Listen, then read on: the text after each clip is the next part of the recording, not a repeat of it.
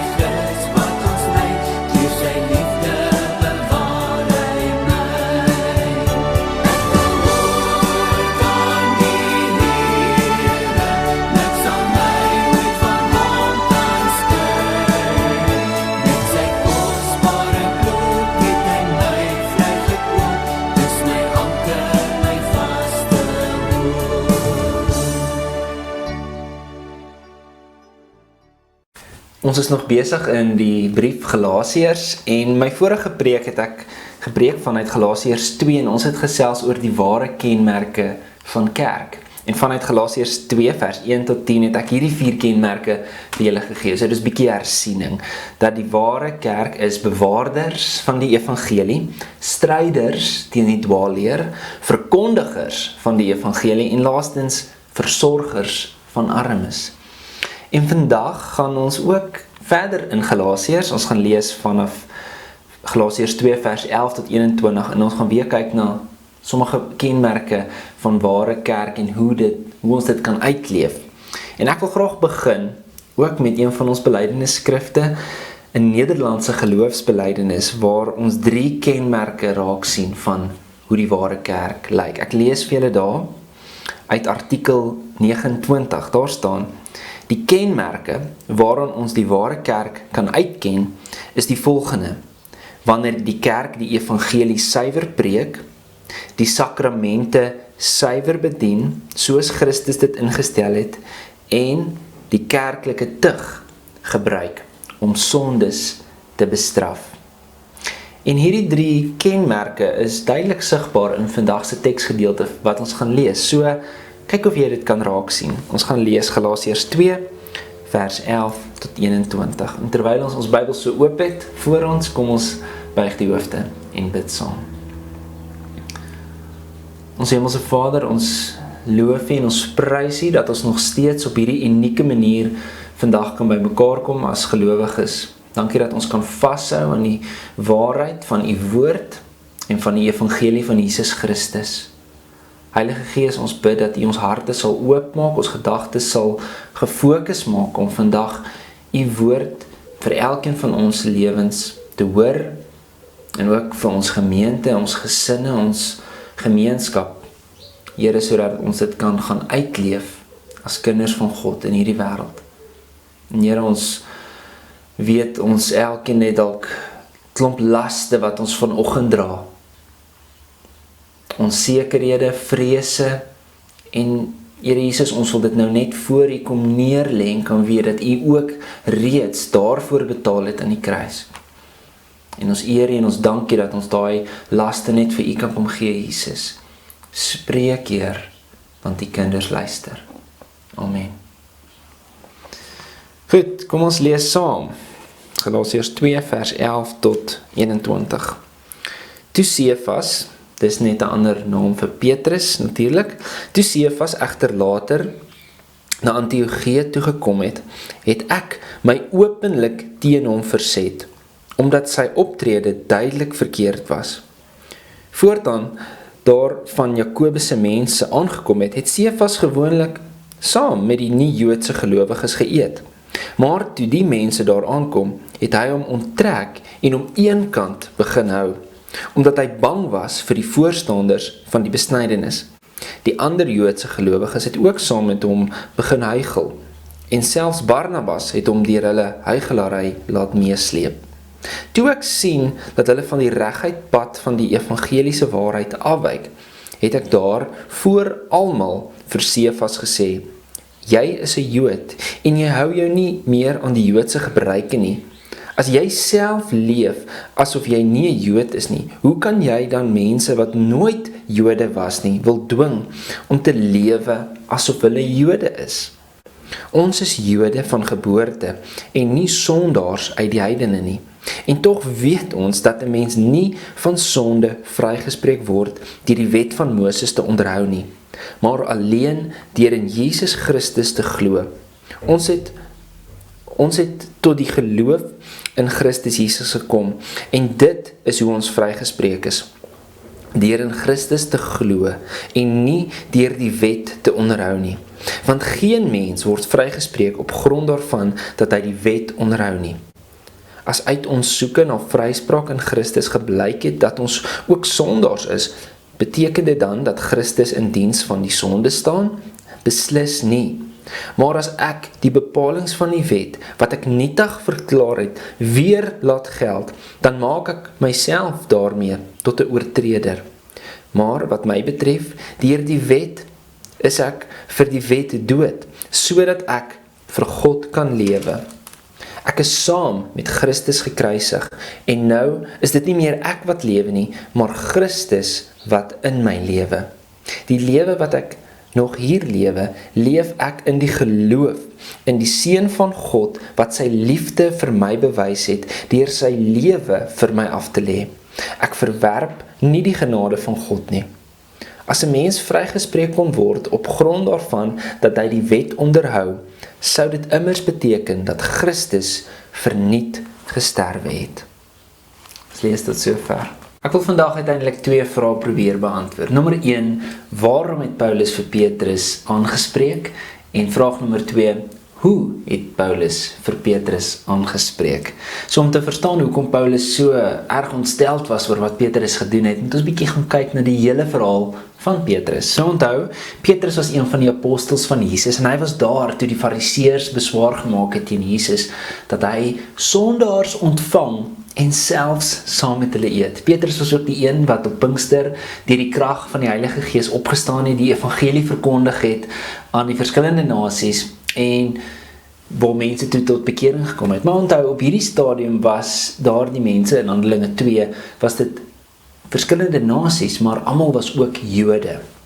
Toe in Handelinge 10 en 11 ontvang Petrus die opdrag van Jesus Christus om aan Cornelius die evangelie te verkondig. En Cornelius was 'n heiden, in ander woorde, hy was nie besny nie en hy was nie 'n Jood nie.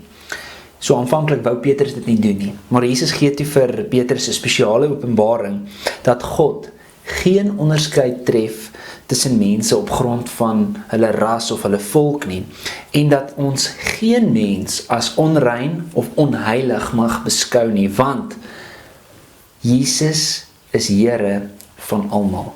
Petrus verkondig toe die evangelie aan Kornelius en sy familie. Hulle ontvang die gawe van die Heilige Gees, word gedoop en word deel van die familie van Christus. Die ironie is, toe die ander Joodse gelowiges hiervan hoor, het hulle beswaar teen Petrus gemaak dat hy nou ook sondaars ontvang en selfs saam met hulle eet.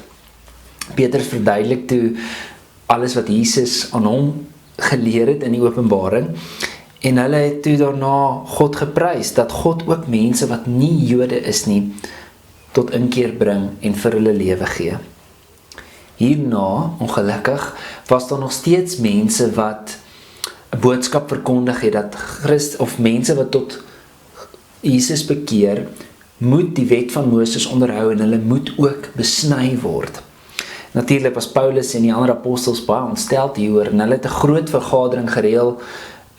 Jy kan gerus hier gaan lees in Handelinge 15. Jy kan sê dit was die eerste synode, en die vraag wat hulle hier beantwoord is, wat moet ons nou vir die nuwe gelowiges wat nie Jode is nie, wat se regulasies of wat se reëls moet hulle nou behou? Moet hulle nou die wet van Moses onderhou of moet hulle besny word? En uiteindelik het hulle tot die besluit gekom dat hierdie mense nie nodig het om al die rituele te onderhou nie, en hulle hoef ook nie besny te word nie, want, die is die fondasie, ons word nie gered deur die wet te onderhou nie, maar ons word gered alleen deur die genade van ons Here Jesus Christus. So die enigste voorskrifte wat hulle daar in Handelinge 15 toe vir die heidense Christene gegee het, was, hulle mag nie vleis eet wat aan 'n afgod geoffer is nie, hulle mag nie bloed eet, of ook nie 'n verwrig dier eet nie, en laastens hulle moet alle onsedelikheid vermy.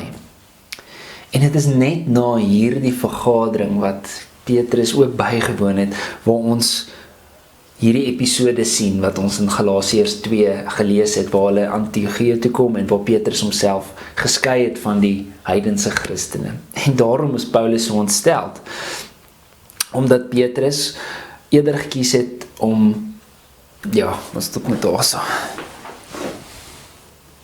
So, omdat Petrus bang was vir die voorstanders van die besnydenis, in plaas daarvan dat hy God gevrees het, het hy toe nie saam met die heidense Christene geëet daar in Antiochië, soos ons gelees het in Galasiërs 2 nie. En hierdeur was hy skuldig aan 2 dinge. Nommer 1, hulle het van die waarheid van die evangelie afgedwaal.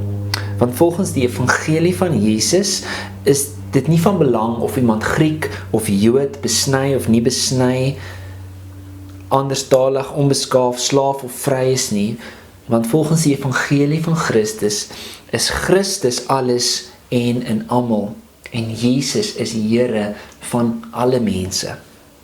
En tweedens was hulle skuldig aan die verkeerde gebruik van die nagmaal. Onthou, die nagmaal moet gebruik word met 'n nederige gesindheid en 'n bewustheid van ons sonde. En dit moet ook eenheid bring tussen gelowiges. In hierdie geval het dit die teenoorgestelde effek gehad, want daar was nou geëet in verdeeldheid en in hoogmoed en deur skynheiligheid. En 'n belangrike punt om op te let is dat die rede hoekom Paulus hulle tereggewys het, is nie omdat hulle iets verkeerd gesê het nie, maar omdat hulle verkeerd opgetree het.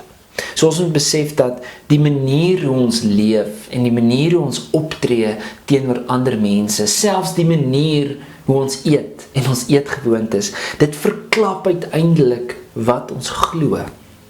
En omdat Paulus gesien het dat die manier hoe hulle geleef het in stryd is met die evangelie en in stryd is met die waarheid, daarom het hy hulle aangespreek. En daarom moes Paulus die tug toepas en hulle aangespreek het in waarheid en in liefde. Net 'n laaste gedagte hieroor wat ons moet besef is, Petrus was die leier apostel, die sogenaamde rots waarop Jesus sy kerk gebou het.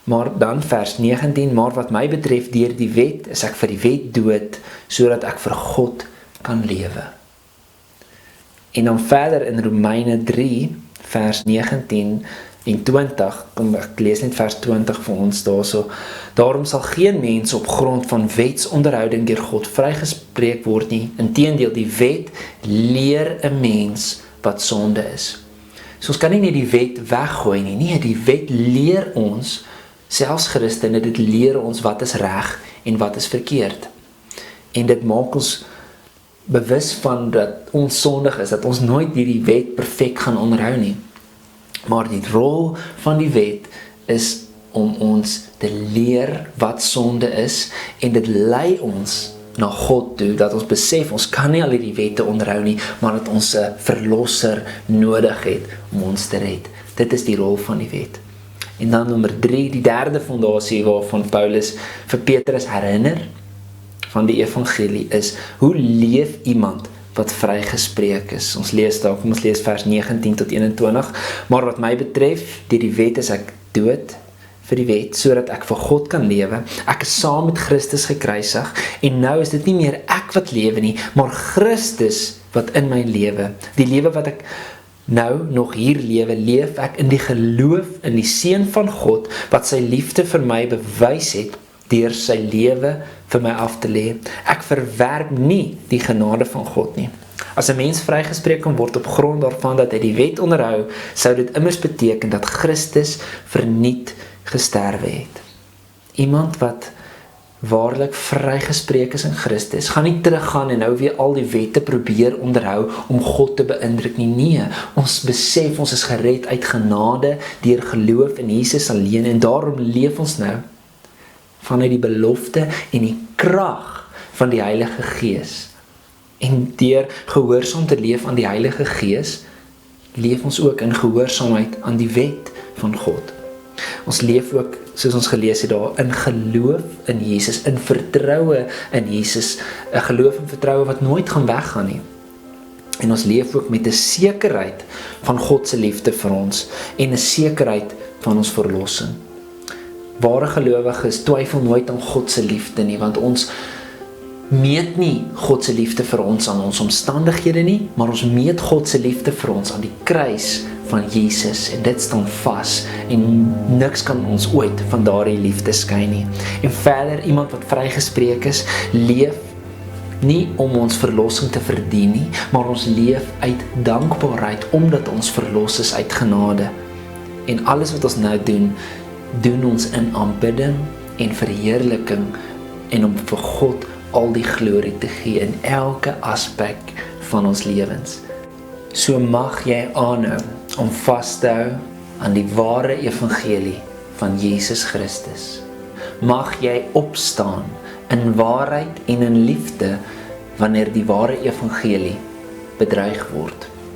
En mag jy aanhou om die ware evangelie uit te leef deur die krag van die Heilige Gees in elke area van jou lewe. Amen.